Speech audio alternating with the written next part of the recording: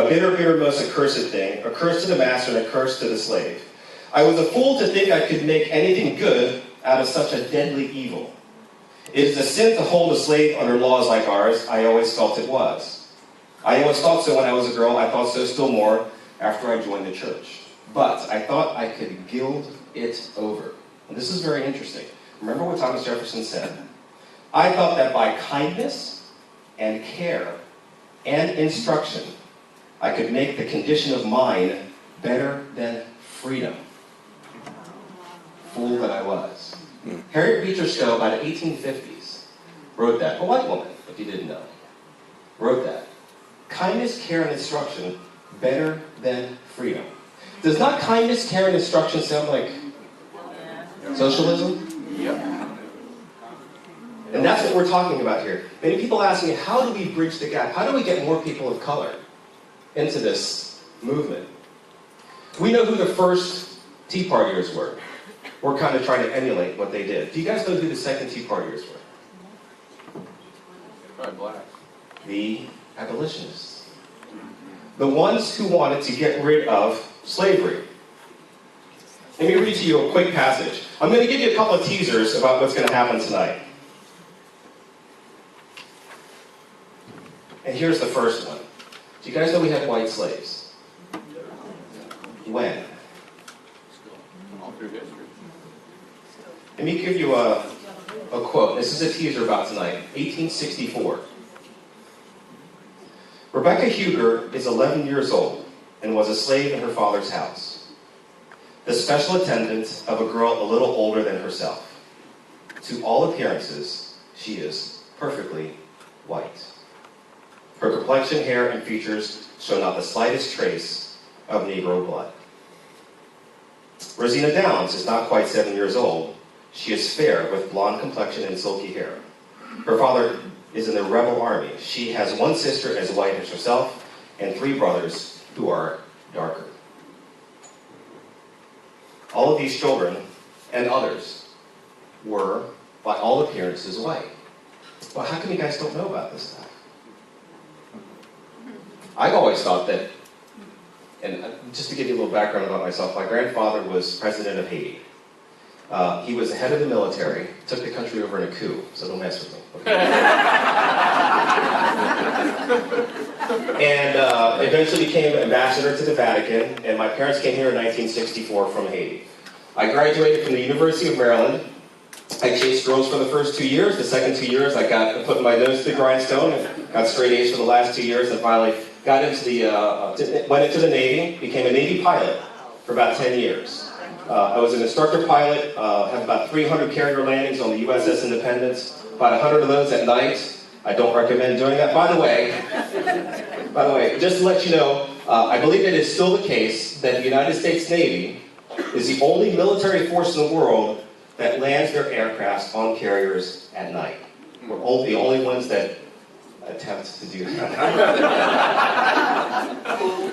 But I loved my time. I volunteered to go to Saudi Arabia for my last 3 months in the military. I got out. I've been flying for United Airlines since the year 2000. Great, fantastic. I fly the Airbus 320, the same one that landed in the Hudson, that skidded in the Hudson, and it's a fantastic airplane. But last August, Joe Wilson said, "You lie." Remember that? And I said, oh my goodness, the next day, they're going to call him a racist. Just because he said, "You lie," to a person of color who happened to be the President of the United States. We've lost all our common sense, of course. I mean, that doesn't make any sense. But that's where we are today. And that's the paradigm that they have built for us. Tonight, I will talk about where that paradigm came from and how they're able to perpetuate that paradigm upon us. I'll do what I did last night. Please raise your hand if you consider yourself to be a minority. Okay. German, yeah. Did I hear that? This is what I say about minorities, because I don't believe in minorities. For women, they want equal pay for equal work. It makes sense. Come on, it makes sense. I mean, you do the work, you're supposed to get paid for it. But do women want equal pay for equal work because they're minorities or because they're equal? Right. Because they're equal. Then why do we have to continually, and why do they continually call themselves minorities? It's a progressive trick. It keeps you in perpetual turmoil. And that's what's going on also in black communities. It's a perpetual trick. It's about expectations. And that's why they're able to do what they do. Here, I'll share one more with you. Anybody know how many's died in the Iraq-Iran war? I mean, Iraq and Afghanistan wars combined. How many have died? Halves. And they're all obviously special. I mean, 6,000. Okay, it's somewhere around between 4,000 and 6,000. Now we all know it's somewhere around that number. Okay. Does anybody know how many has died in the Civil War? Raise your hand if you know how many have died in the Civil War. It's 100,000. So we have 1, 2, 3, 4, 5, 6, 7, 8. Okay. This is the problem that I have. By the way, this book, Uncle Tom's Cabin, I highly recommend that you read it because it's a microcosm of what's going on in the United States of America today. I highly recommend that you read it. And it's the book that launched the Civil War. I highly recommend that you read it. Everybody should know the number, especially black America. Because in the 1820s, if you would have said, I'm going to put out a bet that says that, say, 40 years give or take, we're going to have white people fighting white people to free black people. Who's going to take that bet? Who's going to take that bet? I mean, we're a slave nation. Who's going to take that bet? Nobody. And yet it happened. And yet it happened. And in that, we lost 640,000 Americans. 640,000. And that's not something that we teach in school that everybody here should know. It should come off your tongue quickly. But they don't want you to have that information. Because they don't necessarily want you to be proud of what happened. 3.9 million slaves were freed because of that war. And we became a different country after that. Some say bad, some say good, but nevertheless, we became a different country. And those are the kind of things that I talk about. But it gets it's a lot of information. 7 years ago, I figured out that, and this is what's going to change America in my opinion.